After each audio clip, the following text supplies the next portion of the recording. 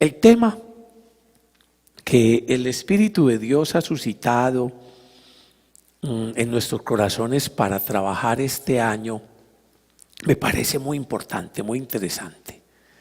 Entonces es cómo hacer una lectura desde el Apocalipsis a nuestra realidad, a nuestra actualidad. Lo veo absolutamente urgente por muchas cosas. En primer lugar, si usted coloca Apocalipsis en estos medios virtuales, inmediatamente se le llena la pantalla de una cantidad de atrocidades, literal, de una cantidad de atrocidades. Desde música metálica, gente rara, cosas extraordinarias, acabose del mundo, todo tipo de teorías de conspiración y una cantidad de absurdos que con mayor razón nos ha puesto de relieve de que tenemos que hacer una formación muy clara desde la palabra del Señor y desde la enseñanza de la iglesia acerca de lo que es la Apocalipsis y la apocalíptica, porque es parte de la revelación y es una parte interesante y bonita. Pero con todas esas tergiversaciones, lo único que va logrando es que la gente, cuando le mienten la apocalíptica o la apocalipsis, y ellos mismos hasta la utilizan de una manera atroz. No, eso fue un apocalipsis. No, eso fue tal cosa.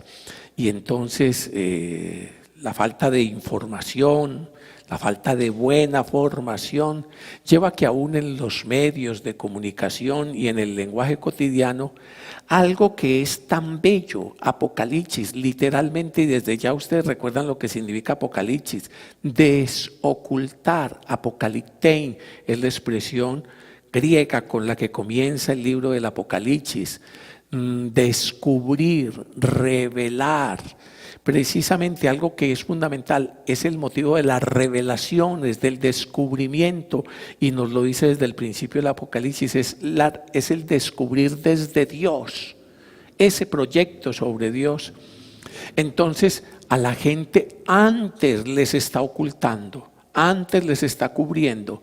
Entonces es como la antirrevelación, la manera como se utiliza y cómo se presenta. Por eso hemos visto mucho más entre nosotros, coordinadores de comunidades, líderes de ministerios, que recobremos el sentido de la apocalíptica y cómo puede ser que se haga una lectura de la realidad de una manera correcta desde los elementos que nos da la apocalíptica, porque sirve para una lectura de la realidad, sí, pero muy distante y muy distinta de esas lecturas que aparecen precisamente supuestamente basadas en la apocalíptica. Y es que está pasando tal cosa, y es que está pasando tal otra. Ya lo vamos a ir descubriendo. De entrada, digamos que hay distintas maneras de lectura de la realidad. Una lectura como por ejemplo una visión de esta situación que estamos viviendo de la pandemia. Entonces uno puede acercarse desde distintos elementos y saberes, por ejemplo, desde los sistemas de salud, desde toda esa investigación médico-científica, y entonces nos va a hablar de los niveles de infección, de las cuestiones, cifras de muerte, de los procesos de investigación y desarrollo de las vacunas, además en todo ese otro nivel de medicina, las afectaciones psicológicas y demás. Esa es una mirada sobre la realidad. Pero también hay otras miradas, por ejemplo, desde la economía y el trabajo. Ustedes ven cómo en esta situación de pandemia, que al principio la veíamos que era como para 15 días, un mes, y que nos la fueron alargando, y que los primeros memes y charlas y burlas eran con un tapaboca de Papá Noel, y todos nos reíamos en marzo, abril o mayo del tapaboca con Papá Noel, y ya lo tuvimos que desechar porque eso ya pasó. y ya vamos prácticamente para un año y efectivamente este virus a todo el mundo le tapó la boca. ¿Qué fue lo que hizo? Si no vean, sino a todo el mundo le tapó la boca. Y entonces en otro de los acercamientos a la realidad viene la situación de que no es solo una pandemia por cuestión de salud, sino que es una pandemia a nivel de economía, a nivel de trabajo, la cantidad de trabajos, de puestos de trabajo que se han perdido. Es una verdadera pandemia y es una dificultad que está teniendo que enfrentar el mundo. Inclusive desde ya lo vamos a ver, a veces esas miradas se contraponen y tienen intereses distintos y a veces contrapuestos. Pero no solo hay una mirada desde la salud y desde la economía y el trabajo, sino también desde lo que puede decir la sociología, desde lo que puede decir la política, o desde lo que puede decir el ámbito de lo religioso, lo teológico y lo filosófico, o desde lo que, por ejemplo, una cosa interesante, la mirada sobre la peste o la pandemia desde la historia y desde la literatura, y el arte. La mirada también que se puede hacer desde las realidades ecológicas, desde la ecología y el cuidado del mundo. Todo eso nos permite decir que ante esta misma realidad, ante este fenómeno, ante esta situación que estamos viviendo de pandemia, hay diferentes miradas. Unas miradas que a veces son complementarias, pero miradas que a veces son contradictorias, aún en las mismas líneas de saberes o de disciplinas. Pero no es solo sobre esta situación, esta es la que nos urge, sino que muchas situaciones de la vida tienen distintas miradas, miradas que normalmente son complementarias, si se saben trabajar, pero miradas que también, como les he dicho, a veces parecieran contradictorias. Precisamente en este ámbito es donde ha comenzado a popularizarse una mirada apocalíptica. Pero tenemos que preguntarnos, ¿qué es la apocalíptica? ¿Se puede desde la fe tener una mirada apocalíptica? Vamos a ver que sí, pero hay que descubrir la verdadera apocalíptica y aprender a leer desde la apocalíptica. Y desde ya les digo, además hay otras formas de lectura desde las Sagradas Escrituras y desde nuestra fe. Entonces, ¿hasta dónde vamos? No solo que cuando uno asume una realidad, se ve enriquecida desde distintos puntos de vista, que la biología, que la economía, que la política, que la filosofía, que la historia, que la literatura, que el arte, que tantos elementos que con su mirada complementaria iluminan el hecho que estamos estudiando, que estamos profundizando, sino que inclusive desde una mirada de fe, desde una mirada teológica, desde una mirada basada en la revelación, resulta que también hay miradas complementarias. Una de ellas va a ser la mirada apocalíptica.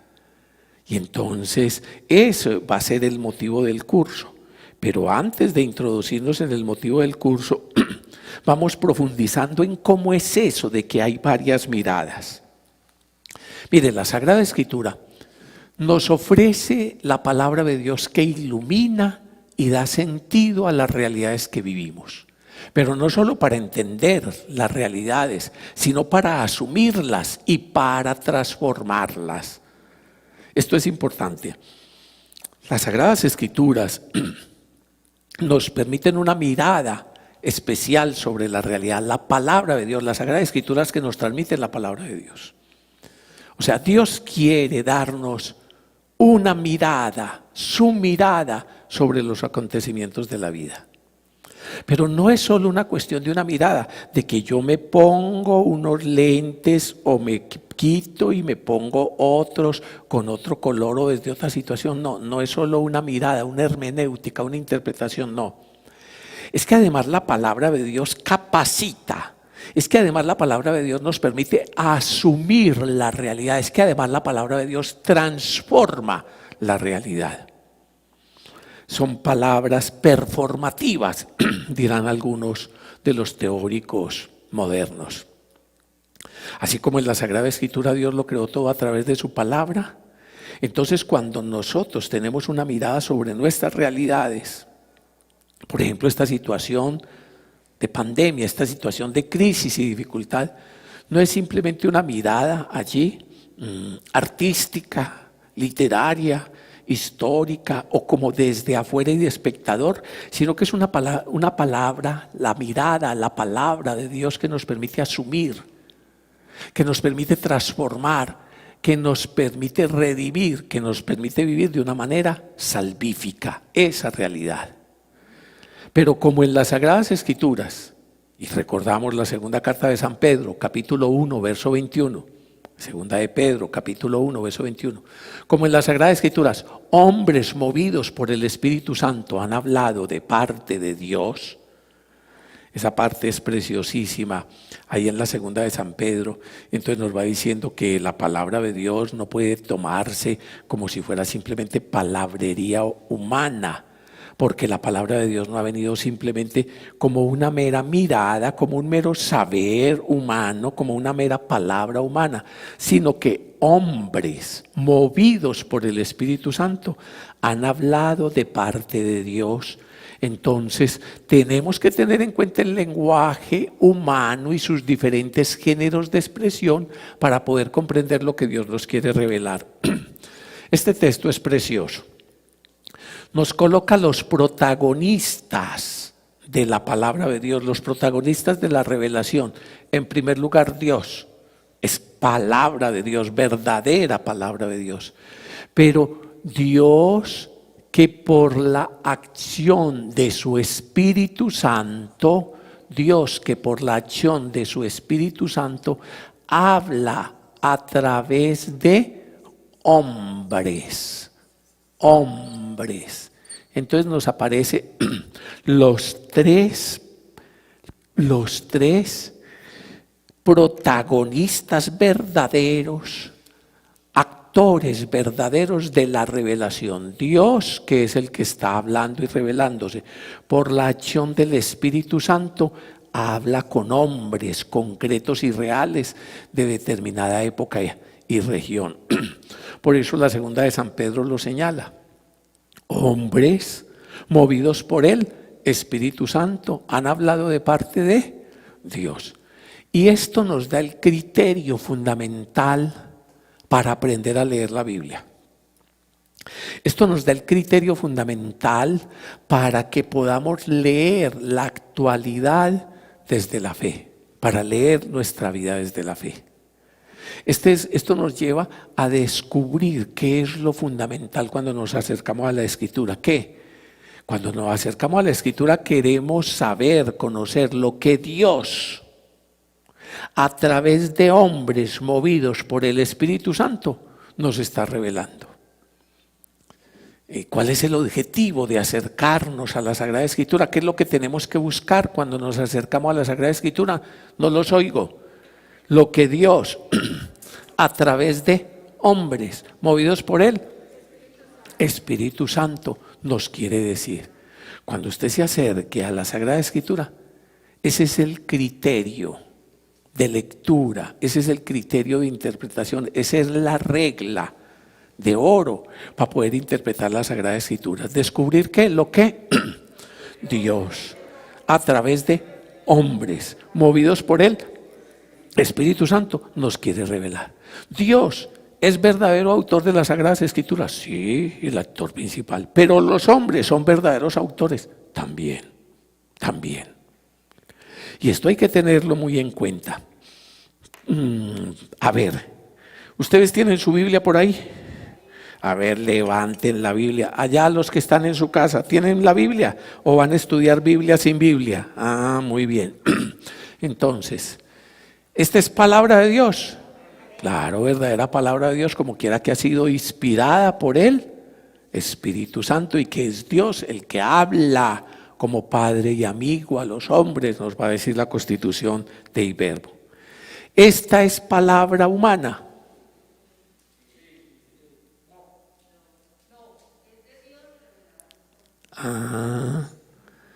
Esta es verdadera palabra de Dios. Esta es verdadera palabra humana. A ver, para que me entiendan la pregunta. ¿Jesucristo es verdadero Dios? ¿Jesucristo es verdadero hombre? ¿Qué o quién hace posible que Jesucristo sea verdadero Dios y verdadero hombre? El Espíritu Santo. ¿Esta es verdadera palabra de Dios? ¿Esta es verdadera palabra humana? ¿Qué es lo que hace que esta palabra sea verdadera palabra de Dios y verdadera palabra humana? El Espíritu Santo. Hombres movidos por el Espíritu Santo han hablado de parte de Dios. No son como mediums. No son como mediums. Que el mediums, el espiritismo, no es aceptado y no tiene nada que ver con la verdadera revelación de Dios y la verdadera espiritualidad. Esos mediums, como la palabra lo explica, son meros medios, instrumentos que no participan, son meras cosas, instrumentos, y Dios no toma al ser humano como una cosa, como un instrumento, no, Dios lo toma como lo que es verdadero hombre. Hombre que surge en medio de una cultura, con un lenguaje, con unas tradiciones, con unas experiencias, con unas realidades en las cuales vive. Y entonces, las Sagradas Escrituras, por eso también son verdadera palabra humana. ¿Y es verdadera palabra de Dios? Sí, palabra de Dios que por la acción del Espíritu Santo actúa a través de esos hombres para transmitir esa revelación de Dios. Cuando piensen en esto, piensen en las imágenes que le dejé de Jesucristo, que ahí lo entendemos muy claramente. Jesucristo verdadero Dios, Jesucristo verdadero hombre. Y entonces es que la mitad de Jesucristo para un lado es verdadero Dios y para el otro es verdadero hombre. No, todo Él es verdadero Dios y verdadero hombre. ¿Y qué o quién mejor hace posible eso? El Espíritu de Dios. Así también es en la Sagrada Escritura. Comprendido eso, vamos a una parte muy bonita y muy interesante de la Constitución dogmática del Concilio Vaticano II, la Dei Verbum. La Dei Verbum. La Dei Verbum es la Constitución dogmática por excelencia en la Iglesia para poder conocer e interpretar correctamente las Sagradas Escrituras. Hay otra serie de documentos en la Iglesia que han ido trabajando todo este tema fundamental para la vida de la fe, pero siempre tiene un valor especial de constitución dogmática, la Dei Verbum del Concilio Vaticano II. En el numeral 12 nos va a decir cosas muy interesantes para esto que estamos hablando. A ver, ayúdenme a leer. Ustedes en sus casas lean y lean duro, que no tienen problema con el COVID. Ustedes aquí lean y lean que no pase su voz más allá de 8 metros, como están distanciados. Entonces, este es el numeral 12 de la Dei Verbum. ¿Qué dice? Habiendo pues hablando Dios en la Sagrada Escritura por hombres y a la manera humana, para que el intérprete de la Sagrada Escritura comprenda lo que él quiso comunicarnos, debe investigar con atención lo que pretendieron expresar realmente los hagiógrafos y Plugo quiso Dios manifestar con las palabras de ellos. Lo que le acabé de explicar, estos menos claros. Bueno, lo que le acabé de explicar, ¿qué es? Es lo mismo que estamos diciendo, que Dios está hablando en las Sagradas Escrituras por hombres a la manera humana, y que entonces el que lee, el que interpreta la Sagrada Escritura, para comprender lo que Dios nos quiso comunicar, debe investigar lo que estos hombres, así se llaman agiógrafos, agio, santo, grafos, escritura, los escritores sagrados, movidos por el Espíritu Santo, entonces nos han revelado de parte de Dios. Este párrafo es muy importante, escuchen. Para descubrir la intención de los agiógrafos, entre otras cosas hay que atender a los géneros literarios. Esos resaltados los he puesto yo en el texto. Para descubrir la intención de los agiógrafos o escritores sagrados, entre otras cosas hay que atender a los géneros literarios, puesto que la verdad se propone y se expresa de maneras diversas en los textos de diverso género, histórico, profético, poético o en otros géneros literarios. A ver, para que nos entendamos. Hombre, uno tiene distintas maneras de expresar las cosas. Piense usted, por ejemplo, en las relaciones de pareja. Uno tiene distintas maneras de expresar su relación de pareja. Por ejemplo, en una relación de amor, ¿usted se acuerda cómo se le declararon? ¿O recuerda qué fue lo que más le impactó en esa relación? Quizás alguno fue con un ramo de flores. Otro fue con una serenata que no dejó dormir ni a la novia, ni a la familia, ni a todos los vecinos. Otro pudo haber sido con un poema. ¿Usted se acuerda que cuando uno está enamorado hasta poeta se vuelve? Poeta y cantor, aun cuando la mayoría de cantores, mejor calladito, que así queda más bonito, pero muchos pretenden ser poetas, ¿no? Y así, a través de distintas formas, otro a través de los detalles. Son distintas maneras de expresar el sentimiento, las realidades. ¿Qué es un género literario? Allí nos ponen algunos ejemplos, géneros históricos, proféticos, poéticos, y no quiso complicarse con apocalíptico, pero también está el apocalíptico y muchos otros géneros literarios que hay. ¿Qué es un género literario? Son las distintas formas o maneras. ¿Son qué? Distintas formas o maneras de comunicarse.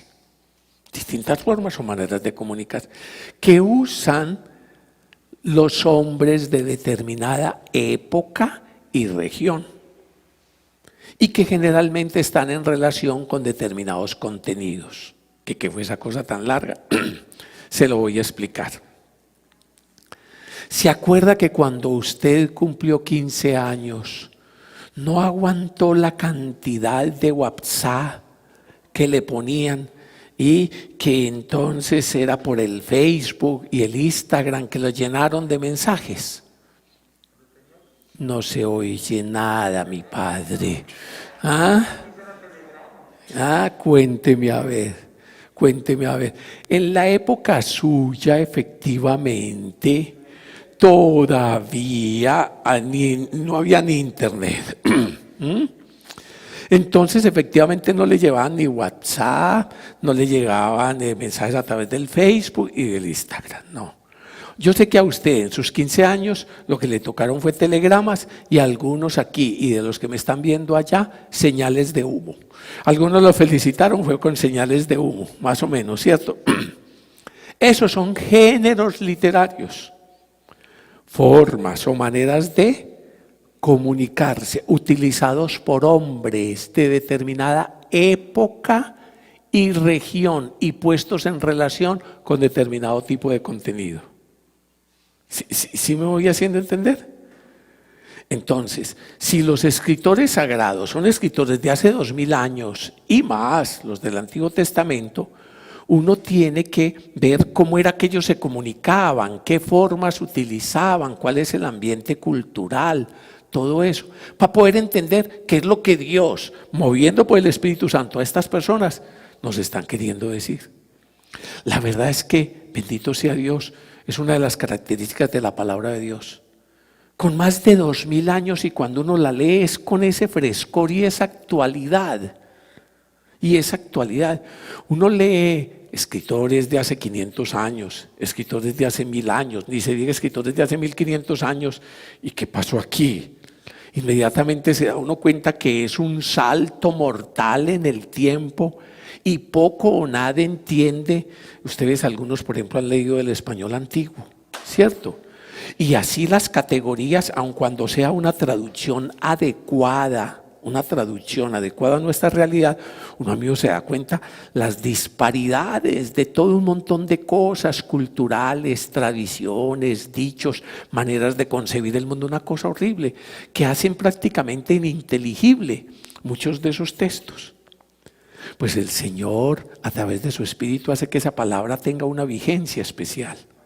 Pero sigue siendo real que para comprender lo que verdaderamente nos está expresando Dios por la acción del Espíritu Santo en estos hombres verdaderos, agiógrafos de esa época, hay que conocer el contexto y los géneros que utiliza. Por eso sigue diciendo, conviene además que el intérprete investigue el sentido que intentó expresar y expresó el escritor sagrado en cada circunstancia, según la condición de su tiempo y de su cultura, según los géneros literarios usados en su época. Pues para entender rectamente lo que el autor sagrado quiso afirmar en sus escritos, hay que entender cuidadosamente tanto a las formas nativas usadas de pensar, de hablar o de narrar, vigentes en el tiempo del agiógrafo o escritor sagrado, como a las que en aquella época solían usarse en el trato mutuo de los hombres. Ya me van entendiendo. ¿Oíste? ¿Y de qué es lo que íbamos a hablar? Del Apocalipsis. Y por eso estamos trabajando este tema. Porque resulta que la apocalíptica es una manera especial de hablar o de comunicarse.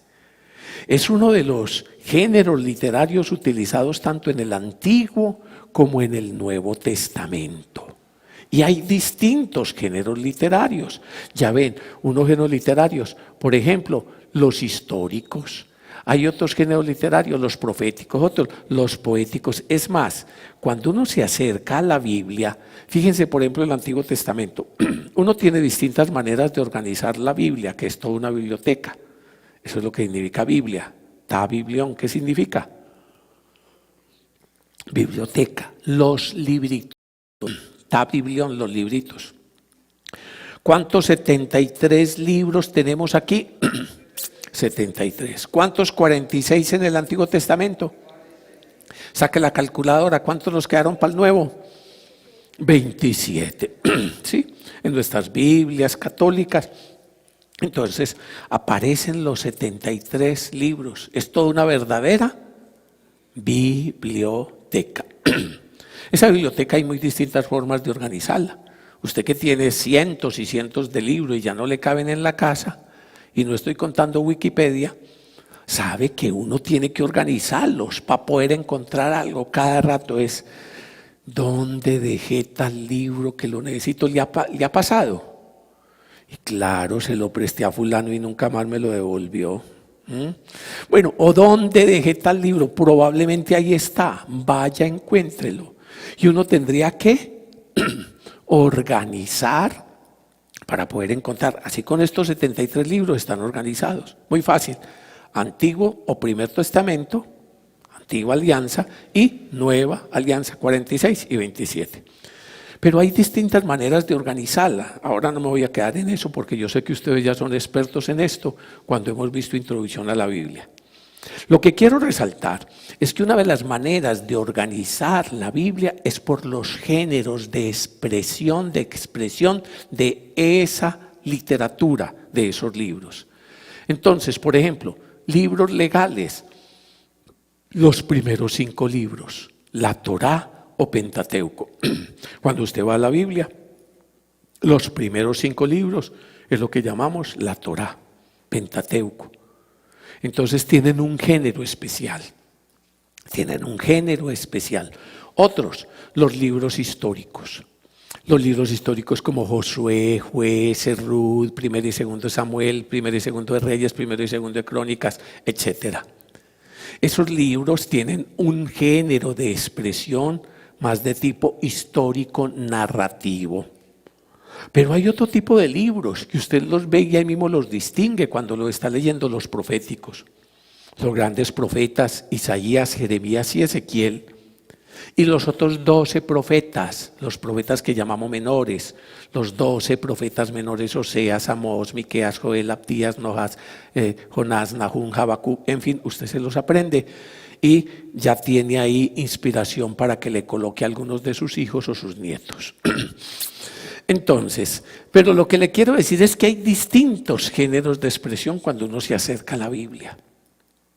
Y que inclusive la división, una de las divisiones de la Sagrada Escritura es así. Primero la Torá, después los históricos, otros los proféticos. Hay otro que son los poéticos y sapienciales. Los poéticos y sapienciales, eso está muy fácil, los salmos, el cantar de los cantares, Job, Proverbios, Eclesiastés, Sabiduría y Eclesiástico. Y también puse otro, lo apocalíptico. Generalmente, en un primer acercamiento a las Sagradas Escrituras, lo apocalíptico aparece simplemente mezclado en lo profético.